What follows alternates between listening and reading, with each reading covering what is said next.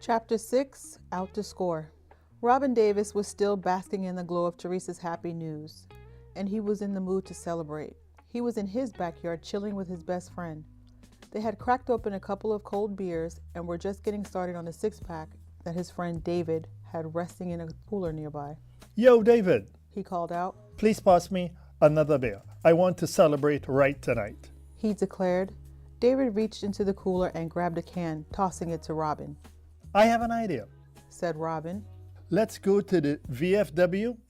It's the 50 and older crowd there tonight. He suggested excitedly. I know there will be some fine-ass silver foxes out tonight. Robin winked at David. David smiled. Oh, I'm so down with you. We can find a couple of foxes, women, close to retirement. He agreed. Shit, we can spend time with the older ladies and help them spend some of their savings. David and Robin laughed, high-fiving each other. I've still got a little player left in me. David said smugly. Robin was amused. Let's do this.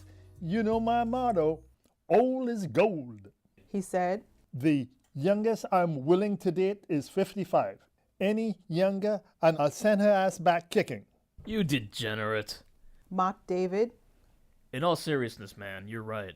He sighed. My wife passed away 10 years ago and it's starting to get lonely. David confided. Robin patted his best friend on the back. I hear you, my brother. He told empathetically. I didn't really notice the loneliness after my wife died because I had to raise my stepdaughters alone.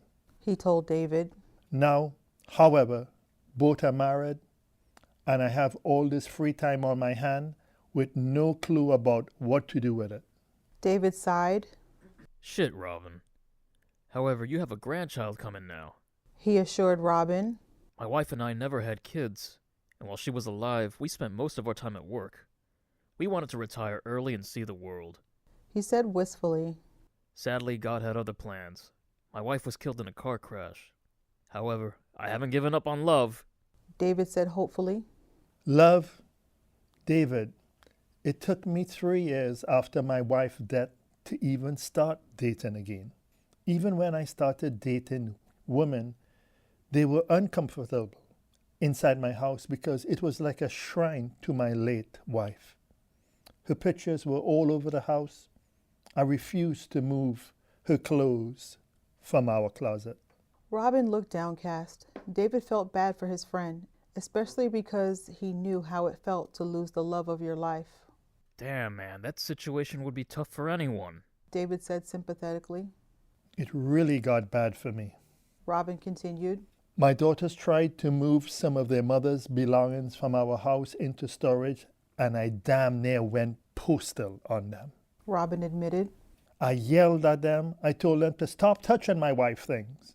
He said sadly. Then I told them to get the fuck out of the house. Robin looked upset, as if the memories were too painful for him to talk about. David let out a low whistle. Wow, Robin, don't you think that was a little too much? He asked, concerned. Yeah. Robin admitted. Didn't feel like that at the time though. However, I apologized to the girls and they both understood. They forgave me and never brought it up again. Robin took a large swig of his beer, downing it and slamming the can on the table. Well, that does it, and it's settled. Smiled David.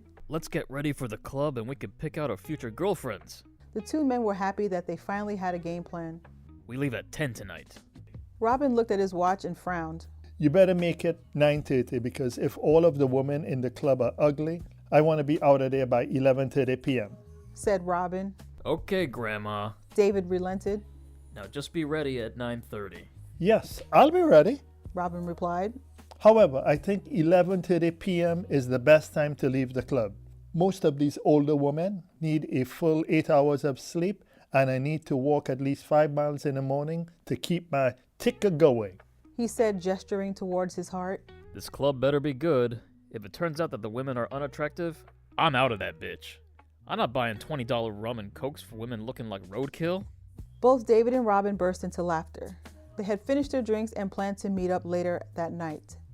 Eventually, 9:30 rolled around. Robin Davis was dressed smartly and was in the mood to prowl.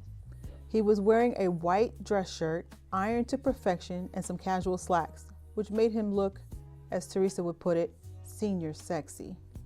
David and Robin walked into the bar and decided to look around the place to see what they were up against. Immediately, Robin spotted a familiar face in the crowd. It was Billy Ray, Teresa and Judy's biological father. He had been a deadbeat, absentee father for most of their life. Billy was an alcoholic and a terrible husband to boot. However, the man had worked hard to clean up his life, and Robin and Billy eventually got on friendly terms, even though Robin would never call him his friend or vice versa. Billy looked desperate and lonely, in a stained white t-shirt and ripped jeans, as he tried to chat up a heavy-set woman who was sitting by herself at the bar. He had some scummy habits, and lying to a vulnerable woman was one of them. Robin nudges David in the arm. Hey, David, look to your right. He yells out as the music blares loudly over the speakers. Am I nuts? Or is that Billy Ray talking to that buxom lady at the bar? David looks over and recognizes him immediately. Yes, that is Billy Ray, all right. Robin could hear him sweet-talking that fat woman in a typical fashion. He was in no mood to talk to Billy at this time, though. He said, Shit, let's go quickly over to the opposite end of the bar where he can't see us. Billy Ray just happened to look away from the large woman he was talking to and noticed Robin Davis and his friend David walking away from their location at the bar. Billy Ray used his usual dialogue for any woman he wanted to charm. Excuse me, beautiful, for 1 minute. I see a friend of the family here, and I need to say hello. I'm coming right back after I talk to him briefly. Would you mind waiting right here for me, darling? The big woman squealed with excitement. Hurry up, sugar bear, she whined. I just ordered us some hot wings and fries. Can you order 2 pitchers of beer for us when you get back? She burped. Billy Ray patted her on her vast back. I won't be long, darling. He assured her. Just save me some hot wings with your big sexy ass. He said, hopping off the bar stool and eyeing her ample assets, which were spilling over the bar stool. Billy Ray had spotted Robin Davis and his friend, David, as they slinked inside a booth at the corner of the bar, trying to look inconspicuous. He thought that they had not noticed his presence. That thought alone made him excited. Therefore, he started to think about the best way he could surprise the 2 men. He made his way over to them from behind their booth and thumped his hand on Robin's back. Now look at what the cat dragged in to the VFW club tonight. He grinned. If it isn't Robin motherfucking Davis and his friend, what's his name? He declared. Rolling his eyes at David, Robin knew the jig was up. Billy Ray, what is your crazy ass doing in this club? He said, chuckling. Same as you, brother. Said Billy Ray. I'm looking for some easy pussy to get me through those chilly winter months. I remember you telling me once that I should always be prepared for those cold winters and bulk up. I got a big girl over there. It's cuffing season for me, my friend. He said, laughing obnoxiously loud. David joined in laughing as well. I see you like the big girls too, Billy Ray. He said, looking over at the obese lady at the bar stool. Damn straight I do. Billy Ray announced. As I got older, my handsome look started to fade.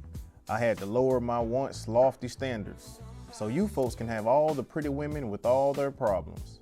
Just let me have all the plus-size women with that good pussy, warm, fluffy titties, and Medicare benefits. Those are the ones who can cook their asses off. He winked at them as if he had revealed the life hack for the ages. Oh, the cooking parts I agree with. Robin chimed in. However, if she weighs more than me, it's a strong pass for me, my friend. He said, smirking. I agree with Billy Ray on this one, Robin. David shook his head as he signaled the bartender to get his attention. Let's have a few drinks before we go hunting, guys. Billy Ray perked up. Hell yes. he said, cheering. Remember though, stay away from that big sexy woman at the bar. She is all mine, my brothers. Don't make me have to box you for my hefty prize. He said as a warning. Robin held up his hands in protest. Oh, you can have that one. He said, scanning the room. I see someone alone at the table next to the restroom. He said, eyeing an attractive older brunette who was sipping her drink at her table. Now she's more my type. Declared Robin. David cranked his neck all the way around to get a glimpse. Oh, you're looking at that Latino cutie. He said, staring at her. Fine, I guess you can have that one. He sighed. I'm gonna hang out with Billy Ray and see if his large, sexy lady has a friend or two for me. He said, grinning. Robin, don't be afraid to take your shot with her. We all know how shy you can be around unfamiliar women. David chuckled. Pretending to be your choir boy when we all know you're a pretty thug. Billy Ray feigned a look of surprise. What? He said in a mock surprise. Robin? Shy? He asked incredulously. Hell, I'll talk to her for you if you need me to get things rolling. I saw that movie, The 5 Heartbeats. We can do that shy brother act they did in the movie. He suggested. Robin shook his head and walked towards the mysterious lady that he found attractive, with Billy Ray in tow. Billy Ray whispered from the corner of his mouth as they walked towards that woman. Too late to turn back now, Robin. He warned. We've walked too far. Just have your game tight. I'm going to introduce you to her. Billy Ray said resolutely. Robin tried to fix his appearance as they approached the women's table. David popped up out of nowhere as well, and the men swarmed the women's table, pushing Robert into the forefront. Billy Ray extended a greasy hand towards the woman, who looked up from her drink, looking befuddled. Good evening, beautiful. My name is Billy Ray, and this is my friend. Hi, friend. What is your name again? He said, looking at David. David extended his hand, and the woman hesitantly reached out and shook it.